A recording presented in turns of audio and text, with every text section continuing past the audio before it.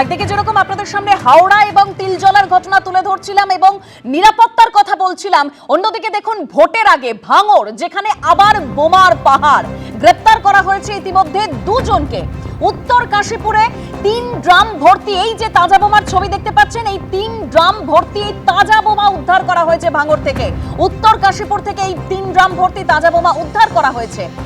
ভাঙড়ে উদ্ধার হয়েছে 28টি বোমা, আগ্নেয়াস্ত্র উদ্ধার হয়েছে, আর ইতিমধ্যে দুজনকে গ্রেপ্তার করা হয়েছে। 3 ড্রাম ভর্তি তাজা বোমা, বোমা তৈরির সরঞ্জামও উদ্ধার করা হয়েছে।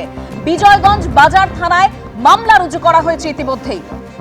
অর্থাৎ ভোটের মুখে একদিকে শুটআউটের ঘটনা, যেরকম তিলজলা, তারপর হাওড়া, জানিয়ে রীতিমতো চাঞ্চল্য ছড়িয়েছে এলাকায়। সাধারণ মানুষ, স্থানীয় বাসিন্দারা তারা আতঙ্কের মধ্যে রয়েছেন।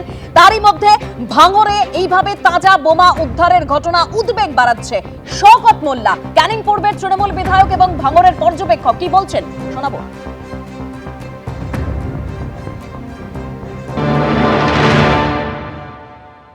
ভাঙড়ের বিধায়ক প্রত্যেকটা গ্রাম পঞ্চায়েতে 3 থেকে 5 লক্ষ করে টাকা দিয়েছে শুধু খাতি বোমার মশলা কেনার জন্য,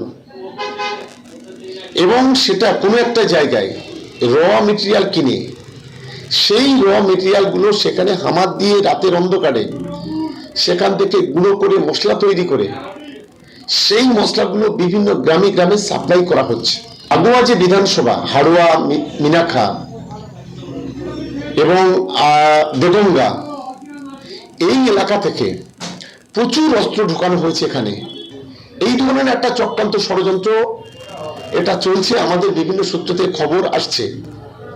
আমরা এই বিষয়গুলো আমরা ইতিমধ্যে প্রশাসনকে আমরা নিশ্চিতভাবে লিখিতভাবে জানাবো। আমরা চাই ভাঙড় বিধানসভায় একেবারে নিরপেক্ষভাবে প্রতিটি বাড়ি বাড়ি সমাজ বিরোধীর বাড়িগুলো সার্চ করা হোক। হাওড়ায় হাড় হিম করা হত্যাকাণ্ড, খুনির শাসক যোগের অভিযোগে একেবারে তোলপাড় পড়ে গেছে। নিহত প্রমোটারের বাড়ি গিয়ে বিক্ষোভের মুখে পড়লেন তৃণমূল বিধায়ক। দেখুন।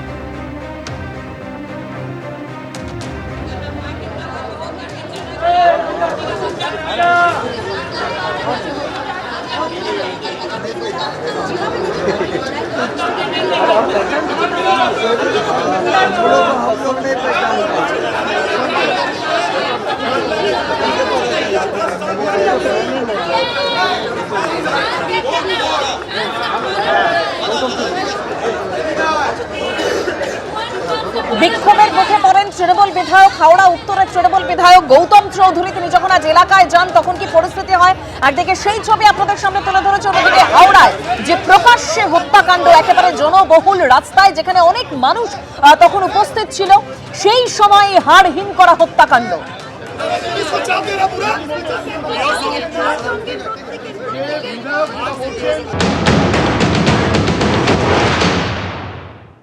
সফিক খান, যে ব্যবসায়ী যাকে গুলি করে খুন করা হয়েছে, সেই খুনের সঙ্গে যুক্ত যে সেই হারুন, যাকে কিন্তু গৌতম চৌধুরী, যিনি হাওড়া উত্তরের বিধায়ক, সেই গৌতম চৌধুরীর বাইকের পিছনে দেখা গিয়েছে।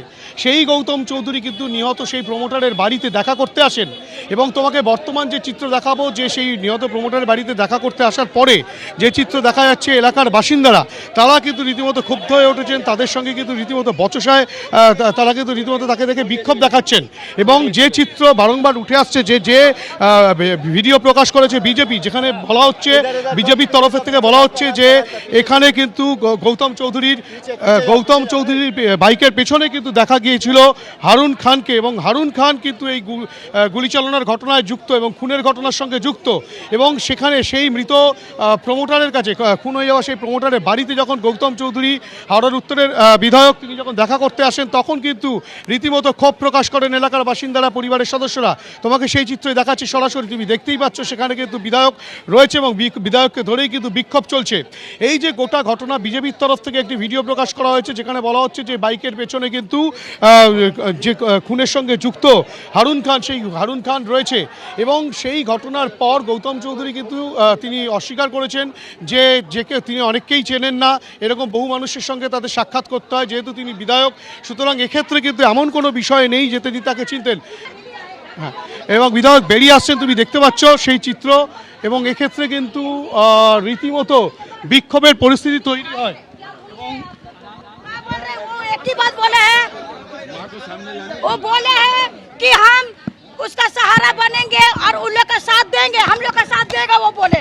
এবিপি আনন্দ এগিয়ে থাকে এগিয়ে রাখে।